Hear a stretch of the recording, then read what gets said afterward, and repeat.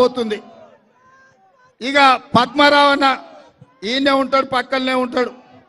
అన్న మంచోడే, కానీ వాళ్ళ గురువే ఉన్నాడు కదా. ఇక ఆ పిట్టల ద్వారా నమ్ముకుంటే పద్మన్న బాగుపడ్డట్టే. అందుకే పచ్చన్నకే ఓటేసిన పచ్చన్నకు రాదది. ఓటు చీలిపోతే కిషన్ రెడ్డికి లాభం అవుతుంది.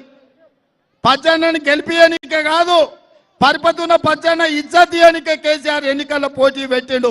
ఎక్కడున్నాడో తెలియదు, ఇవాళ కేసీఆర్ మద్దతు ఉందో కూడా లేదో తెలియదు.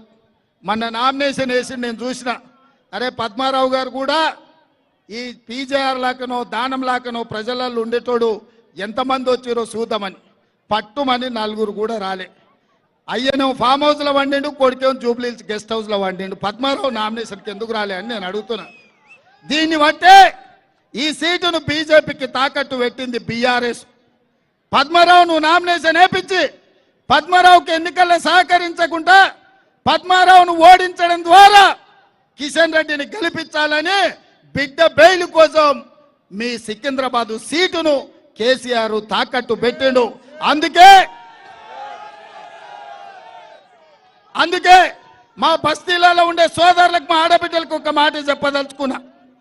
మన ప్రభుత్వం ఉంది, ఇందిరమ్మ రాజ్యం అధికారంలో ఉంది, ప్రజాపాలన అందిస్తున్న మేము బస్తీల పేదలకు సంక్షేమ పథకాలు అమలు చేయాలంటే దానం నాగేందర్ మీ కేంద్ర మంత్రిగానో లేకపోతే మీ ఎంపీగానో ఉండాలి.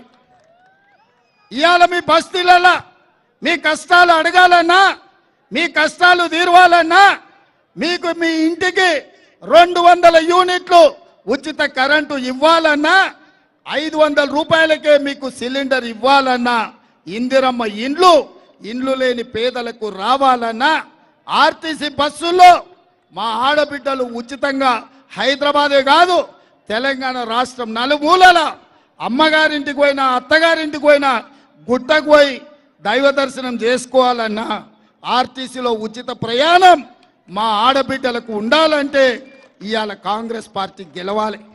ఇవాళ ప్రభుత్వం మనది, సంక్షేమం మనది, పేదలు ఆదుకునేది మనం. పేదల రాజ్యంలో ఇందిరమ్మ ప్రభుత్వంలో మీకు న్యాయం చేసే బాధ్యత మాది. ఈ నగరంలో నేను సూటిగా సవాలు విసురుతున్నా. మొన్నటి వరకు మున్సిపల్ మంత్రిగా ఉన్న కేటీఆర్ అయినా, కేంద్ర మంత్రిగా ఉన్న కిషన్ రెడ్డినైనా చర్చ పెడతాం, చౌరస్తలు కూర్చుందాం.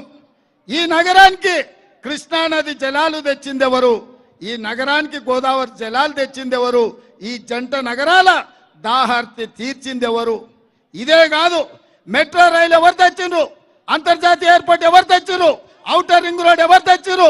ఐటీ కంపెనీలు ఎవరు తెచ్చిండ్రు? ఫార్మా కంపెనీలు ఎవరు తెచ్చిండ్రు? వివిధ రాష్ట్రాల నుంచి లక్షలాది మంది ఇక్కడ ఉద్యోగ ఉపాధి అవకాశాలు వస్తే మత సామరస్యాన్ని కాపాడింది ఎవరో చర్చ చేయడానికి సిద్ధమున్నామా?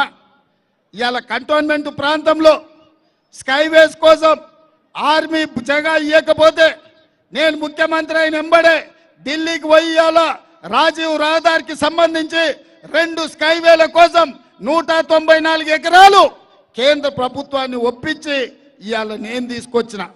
అందుకే మిత్రులారా, ఈ నగరం అభివృద్ధి చెందాలి, ఈ నగరం విశ్వనగరం కావాలి, ఈ నగరం ప్రతి వాడికి నీడనివ్వాలి, ప్రతి పేదవాడికి అండగా నిలబడాలి అంటే కాంగ్రెస్ పార్టీ గెలవాలి. చివరగా నేను ఒక మాట